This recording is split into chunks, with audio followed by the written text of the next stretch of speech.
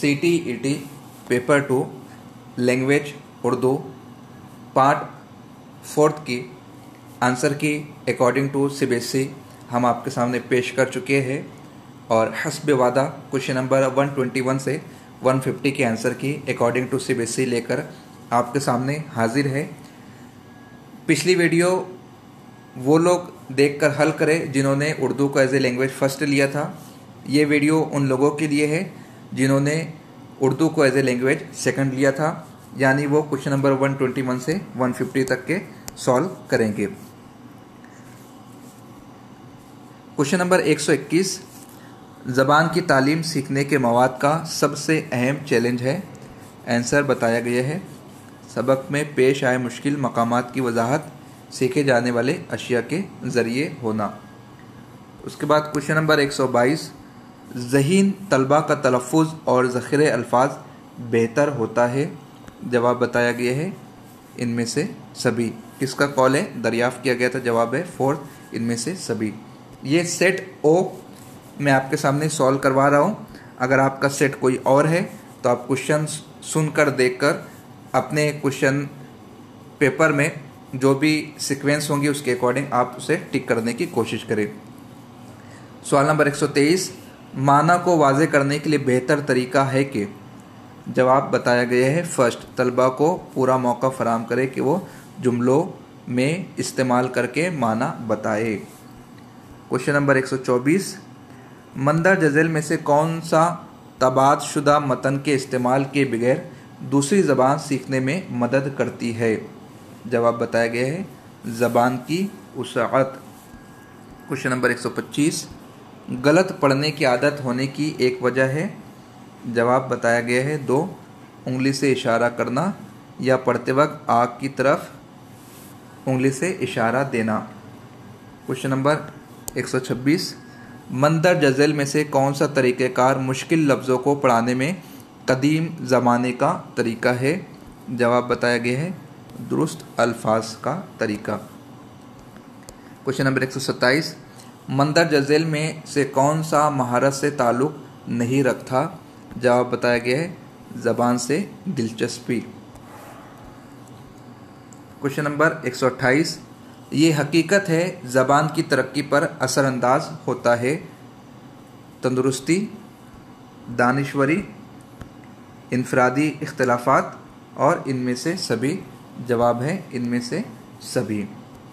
Question number 129, एक class के बच्चे ज़्यादातर किस में गलतियाँ करते हैं?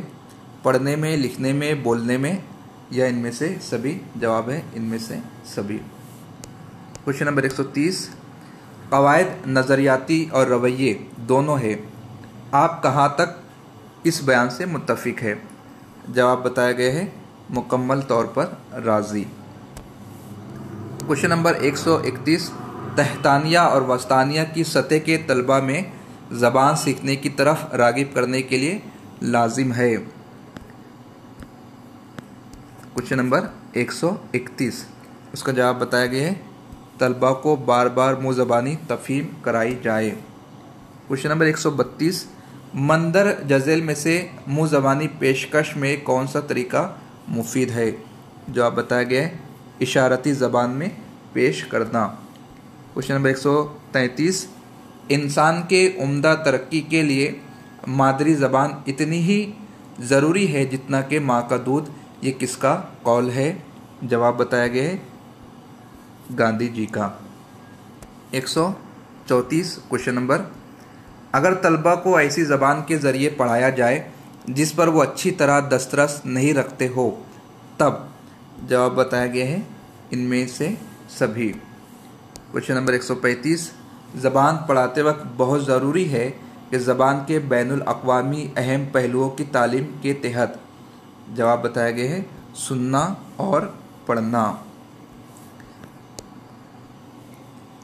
फिर उसके बाद क्वेश्चन नंबर 136 से 144, ये एक इक्तिबास पर मबनी है। इक्तिबास आपने पढ़ा हुआ है, क्वेश्चन पेपर भी आपके सामने है। आइए देखते हैं क्वेश्चन नंबर 136। ये ख़त किस सन में लिखा गया?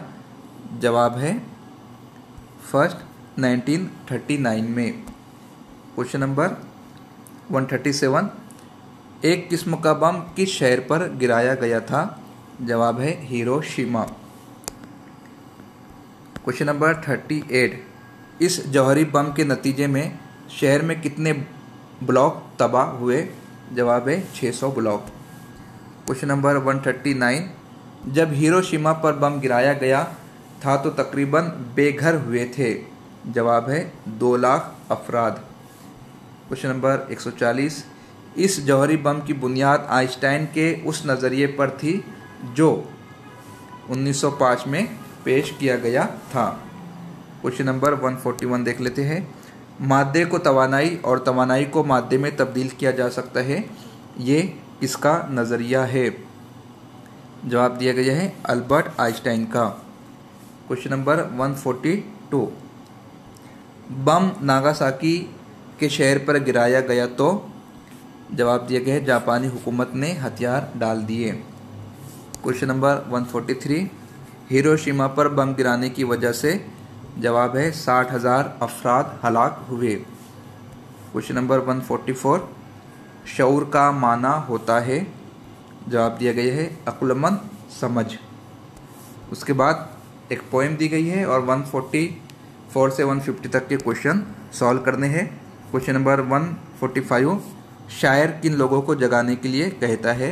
जवाब है गरीबों को। 146 गुलामों का लहू किससे गरमाना चाहिए? जवाब है सोज़े यकी से। क्वेश्चन नंबर 147 से किस चीज़ को मिटाने के लिए शायर कहता है? नक्शे कोहन को। क्वेश्चन नंबर 148 जिस खेत से रोज़ी मुयस्सर ना हो उसके लिए शायर क्या कहता है? जवाब है जला देना चाहिए। क्वेश्चन नंबर 149 तूफान उठाना का मतलब क्या है? जवाब है फितना बर्पा करना। क्वेश्चन नंबर 150 शक्ल की जमा होती है अशकाल। तो इस तरह से आप वीडियो को पॉज करके अपने क्वेश्चन को सही तरह से जांच सकते हैं और परसेंटेज निकाल सकते हैं। अनकरीब रिजल्ट डिक्लेयर होने वाला है जिसकी मालूमात हम चैनल के ज़रिए आप तक पहुंचा देंगे।